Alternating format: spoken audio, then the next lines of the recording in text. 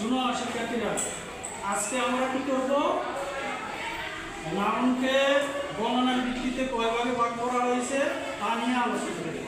তবে সাধারণত আমরা বুঝি কি, নাউনকে গণনার ভিত্তিতে দুই ভাগে ভাগ করা হয়েছে। তাইলে আমরা আজকে এই দুই ভাগ নিয়ে আলোচনা করব। তাইলে এক ভাগ হলো কি কাউন্টেবল নাউন, আরেকটা হলো আনকাউন্টেবল নাউন। তাহলে প্রথমে আমরা কি করব?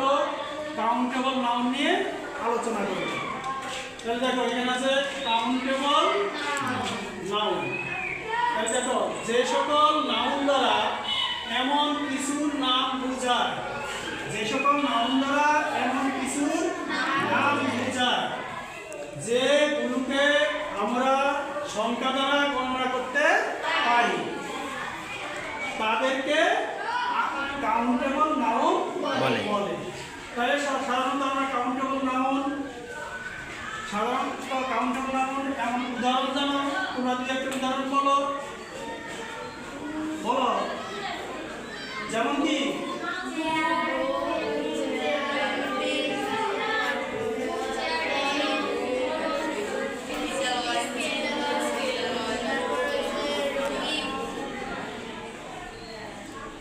দেখো,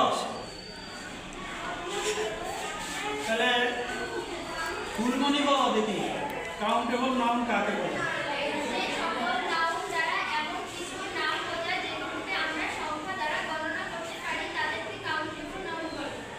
ধন্যবাদ। তাহলে এবার নুসরত বলো।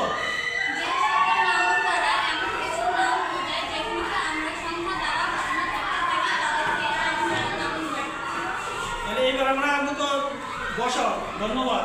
তাহলে আমরা এবারে দুটো উদাহরণ শিখি। তাহলে হাবিবা বলো, উদাহরণ বলো।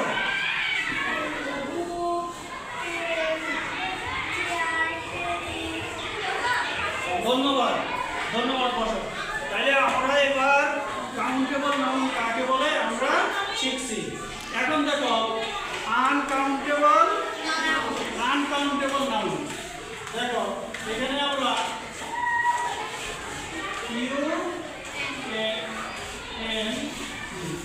Uncountable noun. তাহলে আমরা আনকাউন্টেবল নাউন কাকে বলতে পারি? দেখো এখানে এটা একই ধরনের। দেখো যে সকল নাউন দ্বারা এমন কিছুর নাম বোঝায় যেগুলোকে আমরা সংখ্যা দ্বারা গণনা করতে পারি না। দেখো পারি না।